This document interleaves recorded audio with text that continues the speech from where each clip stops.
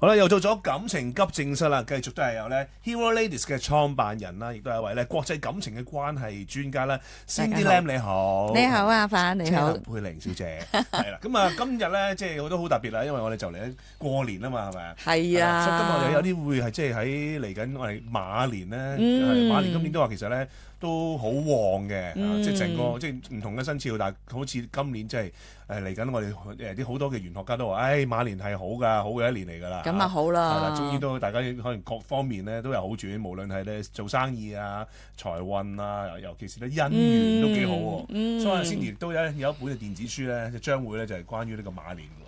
係啊，有個好消息話俾大家聽。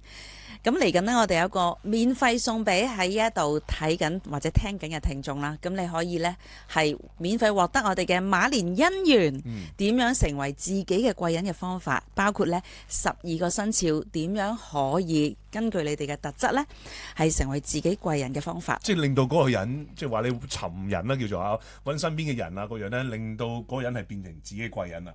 自己都可以啊，掌控成為自己嘅貴人，唔使靠。冇錯啦，唔使靠人。究竟點樣做呢？咁記得呢，係點樣可以攞到呢本電子書嘅免費喎？都係咧 WhatsApp 啊，5545083555450835咧，咁啊登記啊，就可以免費攞到啦。就可以係啦，但係我哋限量個，所以盡快登記啊嚇。咁我想問阿范，你咩生肖講唔講得㗎？搞得牛啊！你屬牛㗎，我老公都係屬牛㗎，好勤力，好勤力，係喎？點解嘅？真係㗎嘛？係真係好勤力嘅。我同阿 Brian 就係。同年嘅咩？唔係，佢大過你係嘛？差唔多啫。點解你個樣後生咁多？佢都係30歲到啫。真係好勤力，我都見到你好勤力嘅，你好有野心，好有你嚟緊一個，我諗你未來1年，你嚟緊馬年有冇啲咩？有㗎有啲。我頭先同你好短時間嗰5分鐘，我見你有好多計劃喎。有㗎，唔係最想跟你係學嘢啊，跟你哋。哇！跟你啊，真係。不過而家都好嘅，同你做緊，我已經學緊嘢㗎。學緊嘢啊！學緊嗰啲感情處理嗰啲咧，其實真係都好有幫助。其實真係揸住有時，即係可能我啱啱我唔係好嚴重嗰隻啦。咁但係啱啱我 click 中咗，有時就係攞住你嗰2-3招咁樣咧，就可能個秘訣，咁就可能解決咗我而家嘅問題㗎嘛。可能1點叮醒咗你，已經爭好遠㗎噃。好啊，咁我想問下啦，嗱，而家我哋應該下個禮拜過年㗎咯噃。呢段時間大部分人呢，喺我哋傳統嘅思維過農曆年之前，我哋喺屋企要做啲咩啊？大掃除啦，大掃除，準備食團年飯啦，呢啲啦。大掃除喺你細個嗰時候咧，你使唔使幫手執？好緊要啊，梗係。係咩？不如打嘅直情，你唔執好你自己啲嘢，執好自己啲嘢而家仲未夠。咁我哋屋企即係好多人嘅，我媽咪嗰啲有成10兄弟姊妹噶嘛。咁我姨媽咧就間屋都比較好大嘅，咁我哋成日去玩啦。咁平時即係食飯又喺嗰度啊，咁啊好多招呼我哋啦。咁啊即係咁啊變咗咧，你要付出咯。幾多兄弟姊妹話？佢哋10個。哇！咁我變咗好多兄弟姊妹，都係表哥表弟妹嗰啲都好多啦。咁但係姨媽間屋你又要去玩，平時咁你又梗係搞亂檔，咁又要過夜又成，咁啊新年咧佢間屋大，咁啊梗係未必會請人去大掃除㗎啦。咁樣我哋細個咧搞掂咗屋企嘅時候咧，仲要幫佢哋嗰度。開埋姨媽，我姨媽好勁嘅，嗰啲屋咧係要佢年年都油一次油嘅。哇！咁我哋要幫手油。哦，即係除咗抌垃圾，仲要再翻新間屋。係啊，慣咗嗰啲門咧又油過牆又油過，咁我哋細個冇咩做咁啊，好啦去咯咁樣。咁慢慢呢個變咗個習俗。習俗嚟嘅，年年都有嘅，好聽話嘅。咁我哋嗰陣時。咁啊，呢個就香港其實都唔係淨係我哋㗎啦，因為其實信風水玄學嗰啲都係話咧，你去即係咩去舊迎新咧，其實都幫咗你成個嗰個運咧就好轉啦。第二就係我覺得視覺上或者個心理上咧，就算你唔信玄學嗰啲咧，都係你咁你屋企乾淨咗。清理咗，你個人心情都好咗。係，其實所謂嘅風水命理或者係一啲我哋成日覺得以為迷信嘅嘢咧，其實都係一啲統計學嚟嘅啫。其實係有一啲心理學嘅元素嘅。咁其實今日我哋都想去分析一下啦。咁好似頭先阿范講話，每一年嘅年尾咧，我哋點解要將一啲舊有唔要嘅，我哋要大掃除清咗佢咧？咁我想問下大家，屋企要大掃除？你嘅心、你嘅思維有冇大掃除呢？你有冇諗過有啲乜嘢我應該喺蛇年最後一日之前我要捨棄，唔好帶到去馬年呢？你嘅心裏邊有冇一啲你都覺得一路影響緊你嘅心情，影響到你嘅思維，限制咗你嘅發展，甚至你嘅心情。有冇一啲嘢係一路都牽住你隻腳，令到你唔開心嘅？其實有呢啲大時大節，即係幾好嘅喎，俾你有個理由咯。即係我話我要即係重新 reset 啊、洗牌啊咁樣，我要有啲嘢唔好嘅嘢唔好帶落去。cut 咗佢，係啦，但係唔係個個人都好似阿反你咁咧，有咁堅定嘅思維嘅喎。咁有咁諗法，未必做到嘅。嗱係啦，我哋而家咧雖然可能阿反喺我嘅咪前面鏡頭面前有嗰個咁好似好勁啦，不如我哋同阿反或者大家都做一個大測試好嘛？5條問題大家玩下好唔好？大家聽住啊，攞支想攞筆出嚟。攞筆攞紙寫低佢咯喎。嗱，幾秒大家攞定啲紙同筆出嚟先啊！5條問題嘅啫，好簡單。呢一個測試咧，可以測試大家喺嚟緊馬年，究竟你嘅貴人指數有幾高分呢？咁但係你問你嘅時候，你答嘅答案呢，一定要用心去答嘅。就唔好喺度估啊！我咁答，我答 A 呢，一定高分啲啦。咁樣設計應該係答 B 就會高分啲。其實你咁樣呢，係呃自己嘅啫。因為而家我哋呢個測試呢，係純粹想揾自己真正你自己係咪真有呢個特質，能夠吸引到貴人喎。所以你要坦白咁將你平時日常你習慣嘅反應呢去答嘅。好嚟咯，得唔得？得，準備。好啦，好唔俾分，唔好俾阿反睇先。好啦，第一條。大家都去坦白咁答下。當你面對喺職場上有小人或者成日搶功勞嘅同事，你會點呢？嗱，你又要假設你而家係打緊工嘅，你都打過工㗎啦，應該。而家都打喺職場打緊工啦。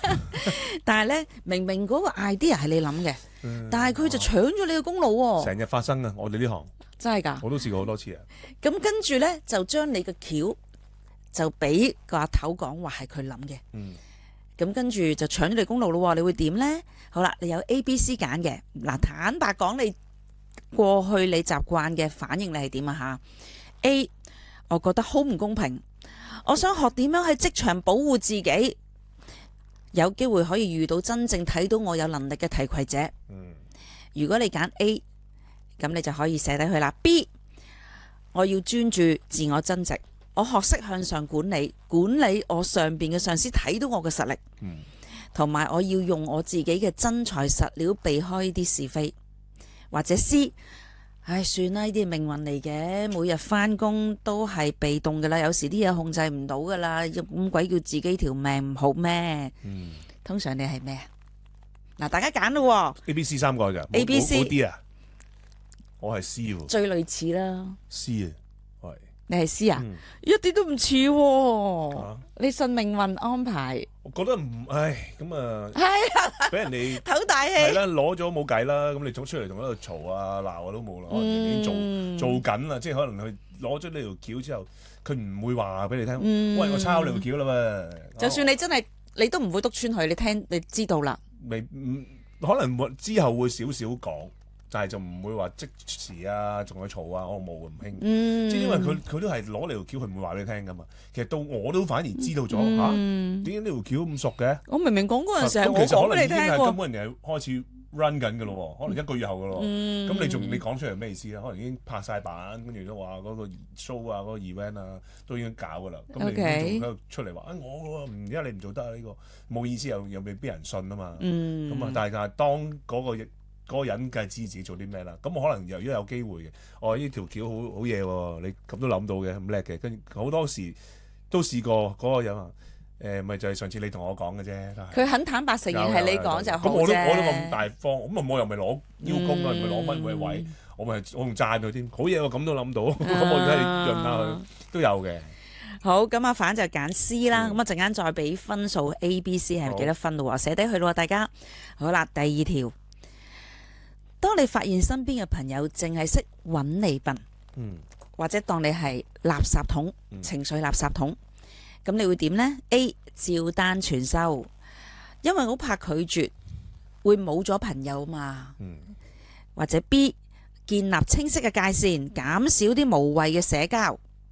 又或 C 覺得好煩，但係又唔識拒絕。想知道點樣可以冇傷害關係咁淡出呢啲嘅朋友呢？使唔使講多次啊？我聽到，我諗緊我係邊隻，因為 B 同 C 有啲似嘅，係 B 就係建立清晰嘅界線，即係少少決定咗噶啦，我要減少無謂嘅社交。唔好咁熟啦，我哋簡單啲。係啦，C 就係我唔識拒絕啊，但係我佢想嘅想揾方法令到自己咧離開呢一啲呢啲嘅無謂嘅關係，但係我而家想去學習揾方法。即係冇咁清晰咯，但即係 B 同 C 都係想拒絕㗎啦係啦，B 就好清晰自己做到係啦嘢嘅，已經決定咗㗎啦決定咗啦。C 咧就成日都猶豫不決咁樣係啦，啊只不過冇方法啫。我都係 C 咁樣，你都係 C。想 OK。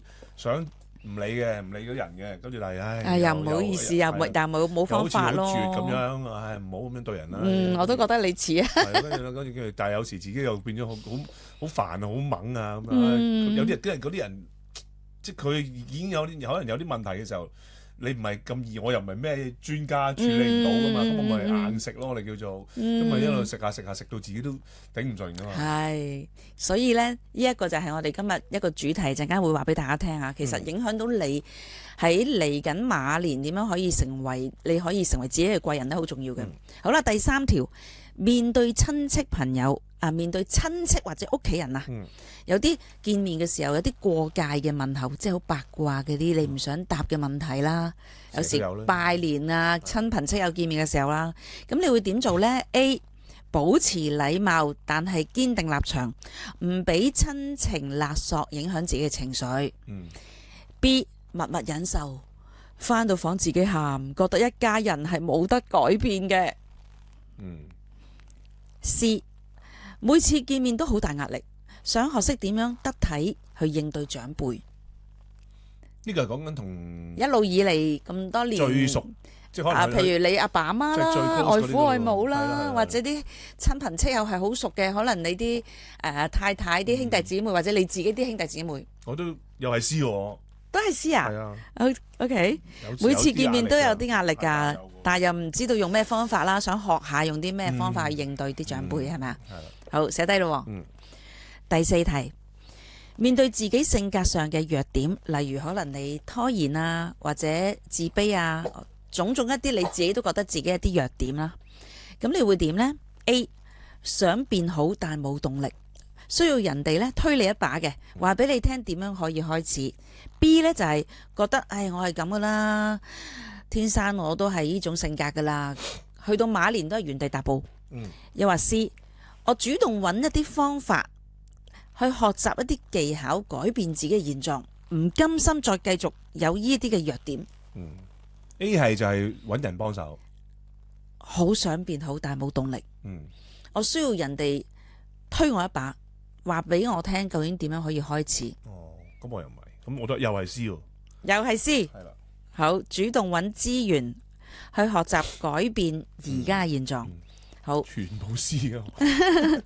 第5題，面對一段令到你好攰，甚至食之無味嘅感情，你可以回顧下咪以前個感情啊吓，你會點呢？ A 繼續忍啦，覺得過得一日得一日，因為驚單身仲慘啊。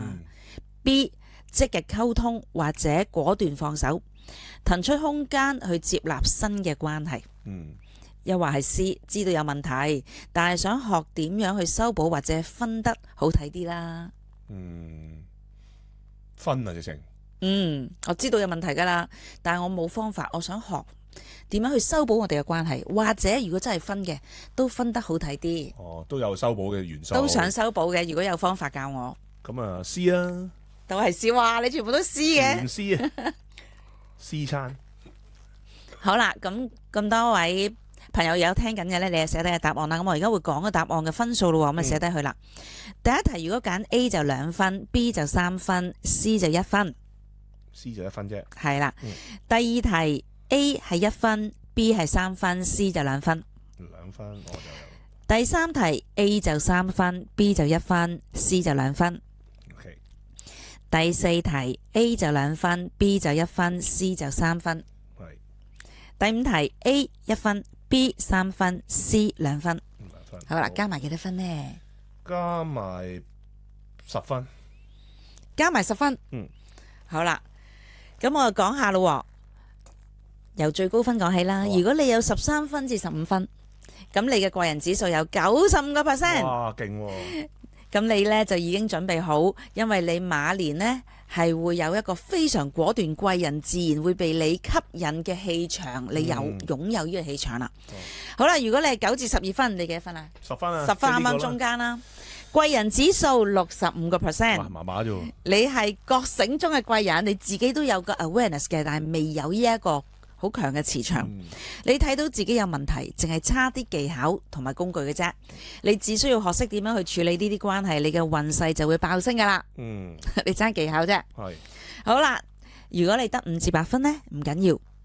你目前嘅負能量過高咗啫，你嘅貴人呢會俾你啲情緒垃圾遮住晒，所以你需要一份徹底去斷，去識得點樣去有一個斷捨離嘅清單，幫你喺新嘅一年呢清空晒一啲負能量。